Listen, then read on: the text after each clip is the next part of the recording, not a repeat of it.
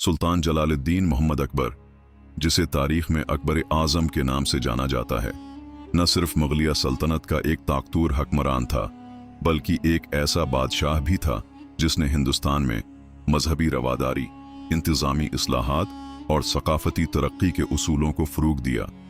अकबर की ज़िंदगी का हर पहलू गैर मामूली था, चाहे वो उसकी इब्तिदाई ज़िंदगी हो, जंगी फतूहात, दरबारी सियासत या उसकी मुनफरिद इंतज़ामी पॉलिसी।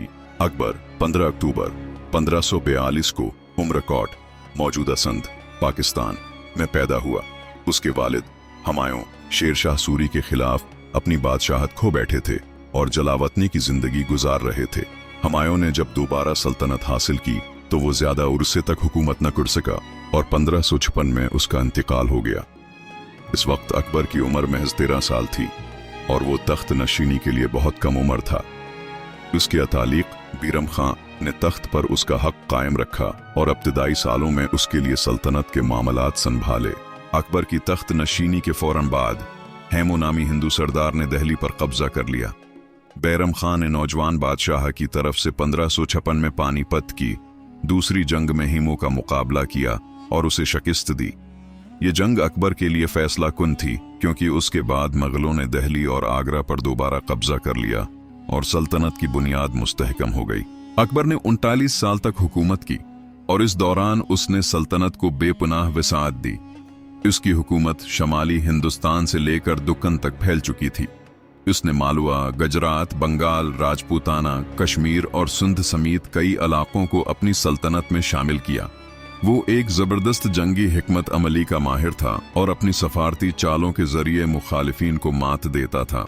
अकबर ने हिंदुस्तान के राजपूत हुक्मरानों के साथ अच्छे ताल्लुकात कायम किए और उनके साथ दोस्ताना मुआहदे किए। उसने कई राजपूत शहजादियों से शादी की, जिनमें मशहूर राजपूत शहजादी जोधा बाई भी शामिल थी। इस हिकमत अमली के नतीजे में कई राजपूत हुक्मरान उसके वफादार हो गए, जैसे कि राजा मान सिंह, जो बाद में उसकी फौज के एक आली जनरल बने। अकबर का सबसे बड़ा कारनामा उसकी मजहबी रवादारी थी। उसने जजिया, गैर मुस्लिमों पर लगने वाला टैक्स, खत्म कर दिया। हिंदुओं और मुसलमानों दोनों को एली अहदों पर फाइज किया और दीन इलाही नामी एक नया मजहब मुतारफ कराया, जो तमाम मजाहिब के बेहतरीन उसूलों को यकजा करने की कोशिश थी। अकबर ने एक मजबूत और मुअस्सिर हुकूमत के क़याम के लिए कई अहम इंतज़ामी इस्लाहात मुतारफ कराएं, जिनकी बुनियाद मुनज़्ज़म हुक्मरानी और अदल व इंसाफ पर रखी गई। इन इस्लाहात में सबसे नुमाया मनसबदारी निज़ाम था, जो सल्तनत में हुकूमती अहदेदारों की दर्जाबंदी और उनके अख्तियारात के तयीन के लिए तश्कील दिया गया। इस निज़ाम के तहत तमाम अफसरान को मनसिब अहदा दिया गया, जिसके मुताबिक उनकी तनख्वाहें, मुराआत और फ़राइज़ तय किए गए। हर मनसिबदार को फ़ौजी और सोल इंतज़ामिया में मखसूस अख्तियारात दिए गए और उनसे तवक्का की जाती थी कि वो अपनी हैसियत के मुताबिक फ़ौजी दस्ते भी रखेंगे। ये निज़ाम एक मरकज़ी कंट्रोल फराहम करता था और बादशाह की बराह रास्त निगरानी में सल्तनत के मुख्तलिफ उमूर को बेहतर तरीके से चलाने में मदद देता था। मालियाती इस्लाहात के हवाले से अकबर ने अपने वजीर खजाना राजा टोडरमिल के जरिए एक जदीद महसूलाती निज़ाम मुतारफ कराया। इस निज़ाम के तहत ज़मीन की पैमाइश की बुनियाद पर टैक्स आयद किया जाता था, जिसे ज़ाबिता-ए दही कहा जाता था। इस इस्लाह से पहले ज़मीन की पैदावार का तखमीना गैर मुनज़्ज़म तरीके से लगाया जाता था, जिसकी वजह से किसानों पर गैर ज़रूरी बोझ पड़ता था और बाज़ औक़ात उन्हें शदीद माली नुकसान उठाना पड़ता था। टोडरमिल ने एक तफसीली ज़मीन की दर्जाबंदी और ज़राअत की पैदावार के तखमीने का निज़ाम बनाया, जिसके मुताबिक किसानों से उनकी ज़मीन की ज़रख़ीज़ी और पैदावार के मुताबिक टैक्स लिया जाता था। उसके अलावा टैक्स की अदायगी के तरीके भी मुनसिफाना बनाए गए और किसानों को किस्तों में टैक्स अदा करने की सहूलत दी गई, ताकि वो माली दबाव से बच सकें। अदलिया के मैदान में भी अकबर ने काबिल ज़िक्र इस्लाहात मुतारफ कराएं। उसने निज़ाम अदल को बेहतर बनाने के लिए काजियों के अख्तियारात को मुनज़्ज़म किया और इंसाफ की फराहमी में ताख़ीर या बेज़ाबितगियों को कम करने के लिए नए कवानीन बनाए। हर इलाके में दाराल क़ज़ा अदालत कायम की गई, जहां मुसलमान काजी और हिंदू पंडित अपने अपने मज़ाहिब के मुताबिक फैसले सुनाते थे। इसके अलावा अकबर ने अपने दरबार में एक दीवान खास बराए अदल कायम किया, जहां वो खुद भी पेचीदा मुकद्दिमात की समाअत करता था उसने मजहबी रवादारी को बरकरार रखते हुए हिंदुओं को भी अदालती और इंतजामी अहदों पर फाइज किया ताकि हुकूमत में तमाम तबकात की नुमाइंदगी यकीनी बनाई जा सके। अकबर की उन इस्लाहात का मजमूई मकसद एक ऐसी हुकूमत कायम करना था जो मुनज़्ज़म, मुस्तहकम और इंसाफ पर मबनी हो। उसके इक़दामात ने मुग़लिया सल्तनत को एक मजबूत और मरबूत शक्ल दी, जिसकी वजह से ये आने वाले कई सालों तक मुस्तहकम रही। उसने न सिर्फ हिक्मरानी के निज़ाम को बेहतर बनाया, बल्कि अवाम में एतमाद और वफादारी का जज्बा भी पैदा किया, जो किसी भी कामयाब हुकूमत की बुनियाद होता है। अकबर का दरबार हिंदुस्तान के फ़नून, अदब और मौसीकी का एक अजीम मरकज़ था, जहां मुख्तलिफ शाबों के माहिर अफराद जमा होते थे और उनकी सरपरस्ती की जाती थी।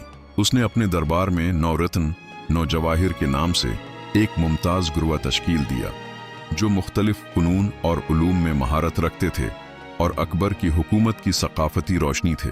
इन रत्नों में से हर एक ने अपने शाबे में गैर मामूली महारत का मुजाहिरा किया और अकबर की सल्तनत के सकाफती इर्तिका में अहम किरदार अदा किया। इनमें बिरबल, जो एक बुलंद पाया दानशूर और मजाक में माहिर था, अबू फजल, जो अकबर का मशहूर मोर्ख और अकबरनामा का मुसन्नफ था, फैजी, जो एक मारूफ शायर और आलम था, राजा मान सिंह, जो अकबर के वफादार फौजी जनरल थे, और तानसीन, जो हिंदुस्तान के सबसे अजीम मूसीकारों में शुमार होते थे, शामिल थे। अकबर की हुकूमत में फ़नून लतीफ़ा का एक नया दौर शुरू हुआ, जहां न सिर्फ अदब और शायरी को अहमियत दी गई, बल्कि मूसीकी, मुसव्वरी और फ़न तामीर भी अपनी महराज पर पहुंचे। अकबर ने फतेहपुर सीकरी में एक शानदार महल तामीर कराया, जो मुग़लिया तर्ज तामीर का एक अजीम नमूना था। इस महल की तामीर में हर एक फ़न की झलक नजर आती थी और यहाँ का माहौल अकबर के दरबार के फ़नून से हम आहंग था। इसी तरह लाहौर का शाही किला और आगरा का किला जैसे अजीम उलशान किले बनवाए गए, जो आज भी मुग़लिया तामीरात की शानदार मिसालें हैं। उन किलाओं में अकबर की फ़नून की मोहब्बत और उसके दौर की अजमत की झलकियां दिखाई देती हैं। इन इमारतों में बुलंद दरवाज़ा, जो अकबर की हुक्मरानी की अजमत का आईनादार था, भी शामिल है।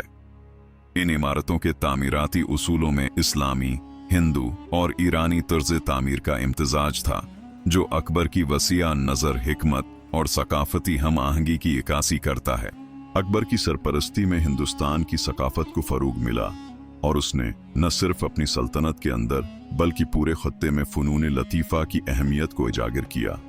इसकी ये सरपरस्ती और सकाफती तरक्की का जज्बा आज भी हिंदुस्तान के फ़नून, अदब और मौसीकी में जिंदा है। ये 1576 की बात है, जब अकबर ने राजपूताना के मजबूत किले चित्तौड़ पर कब्जा करने का फैसला किया। चित्तौड़गढ़ का किला मेवाड़ के राजा उदय सिंह के कब्जे में था। अकबर जानता था कि राजपूत हमेशा इज्जत व वकार के लिए लड़ते हैं और उनकी हिम्मत को तोड़ना आसान नहीं होगा। अकबर ने अपनी फौज को 3 हिस्सों में तकसीम किया।